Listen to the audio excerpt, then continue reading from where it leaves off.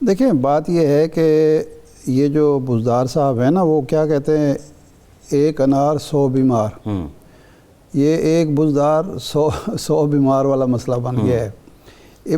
اگر ہم یہ مان لیں یا جس طرح اپوزیشن کہہ رہی ہے کہ حکومت عمران خان اور اپوزیشن اسٹیبلشمنٹ کے درمیان بھی تھوڑی بہت کوئی شکنجی اگر ہے تو اس کی بھی ابتدا وہ بزدار صاحب سے ہوتی ہے، کیونکہ ہم 2 سال پہلے یہ سن رہے تھے کہ وہ کہتے ہیں کہ جناب بزدار کا ملبہ نہیں ہم اٹھا سکتے، ان کی کارکردگی کا ملبہ، یہ سوال تو ہے۔ شہباز گل صاحب نے ہمیں جوائن کیا، وزیر اعظم کے معاون خصوصی برائے سیاسی روابط۔ گل صاحب، علیم خان صاحب نے کہا کہ نظر انداز کیا گیا جہانگیر ترین صاحب کو، اور جب ہم یہ سوال پوچھتے رہے کہ انہیں کیوں نظر انداز کیا جا رہا ہے تو اس کا جواب ہمیں نہیں ملا۔ نمبر 1 کیوں نظر انداز کیا گیا، اور نظر انداز کیا گیا تھا تو اس کا جواب کیوں نہیں دیا گیا باقی ساتھیوں کو جو آج ترین صاحب سے ہاتھ ملا رہے ہیں؟ بسم اللہ الرحمن الرحیم، آپ کا بہت شکریہ۔ دیکھیے 2 باتیں ہیں اس میں ساری چیز میں، جب بھی حکومت بنتی ہے تو اس میں نیچرلی کچھ لوگوں کو بہت ہی فعال کردار ملتا ہے، کچھ کو کم فعال ملتا ہے، اور کچھ لوگوں کے گریونسز ہوتے ہیں، یہ نیچرل ہے پوری دنیا میں جب بھی کوئی حکومت بنتی ہے تو یہ نیچرل بات۔ لیکن بات یہ ہے کہ سچویشن میں علیم خان صاحب کی جو آج سازش ہے اس میں بڑی واضح بات ہے ہماری کہ علیم خان ہمارے بھائی ہیں، ہماری پارٹی کا بڑا اہم وہ حصہ ہیں، وہ پہلے بھی ہماری طاقت ہے اور اب بھی ہماری طاقت ہے، اور وہ انشاءاللہ آنے والے وقت میں بھی ہماری طاقت ہوں گے۔ اس لیے جو بھی ان کے گریونسز ہوئے یا ان کے دوستوں کے ہوئے بیٹھ کے سنیں گے، بات کریں گے۔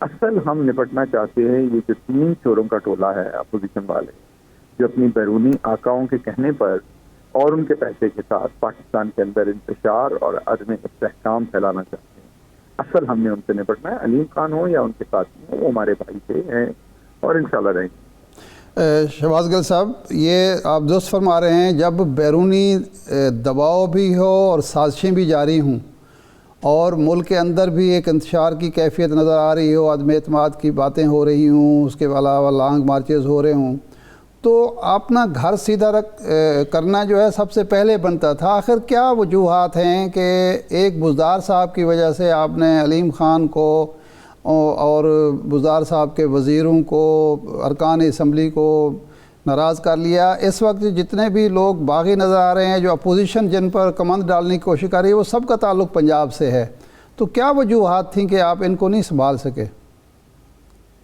دیکھیے صاحب، آپ کو پتا ہے کہ جو کولیشن گورنمنٹ ہوتی ہے، ویسے ہی ڈیموکریسی کا جو ہمارے والا ماڈل ہے یہ تھوڑا ہوتا ہے کہ اس میں ہر ایک کو خوش رکھنا مشکل ہوتا ہے کسی بھی پرائم منسٹر کے لیے، اور اس کے ساتھ ساتھ اگر سیٹیں 116 ہوں، اوپر بھی آپ ڈفرنٹ پارٹی کی کولیشن کے ساتھ گورنمنٹ میں ہوں، نیچے بھی کولیشن میں ہوں، تو یہ جو سفر ہے اور مشکل ہو جاتا ہے۔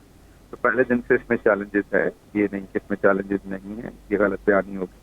پہلے دن سے اس میں چیلنجز ہیں، پہلے دن سے اس میں پابند لگانے کی، پہلے دن سے اس میں جوڑ توڑ کی جو ہے وہ اپوزیشن کی سیاست رہی ہے، اور ہم پہلے دن سے اسے مینج کرتے آ رہے ہیں۔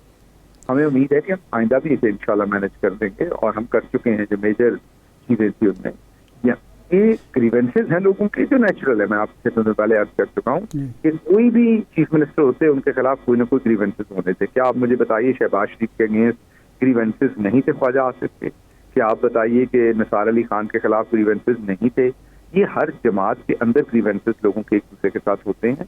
اگر بزدار نہ ہوتے تو کوئی اور ہوتے ان کے ساتھ، شاید ان کے ساتھ 2 دوستوں کو تو کسی کوئی اور ہوتے، تو شاید 1 دوست کو گریونسز ہوتے یا شاید 3 کو ہوتے۔ تو اس لیے یہ پارٹ آف پولیٹکس ہے، یہ پارٹ آف لائف ہے، اس کو انشاءاللہ مینج کریں گے۔ اپنے جو ہماری پارٹی کے لوگ ہیں ان سے بیٹھیں گے، سنیں گے، بات کریں گے اور مسئلوں کو حل کر کے آگے چلیں گے۔ وزیر اعظم نے گورنر اسماعیل کو مقرر کیا ہے کہ وہ علیم خان سے رابطہ کریں، کیا بہتر نہ ہوتا ہے؟ یہ پرانے ساتھی ہیں، خان صاحب خود ہی آج جہاز پہ بیٹھتے، لاہور آتے، علیم خان کو ان سب کو بلاتے اور انہیں کہتے بھئی ٹھیک ہے آپ کی شکایت اپنی جگہ پہ، ابھی اس موقع پر جبکہ اپوزیشن میرے گھیرا کر رہی ہے، آپ اس وقت کم از کم یہ کام نہ کریں، پریس کانفرنس بھی نہ کریں اور کوئی ایسی بات بھی نہ کریں جیسے انتشار کا اندیشہ ہو۔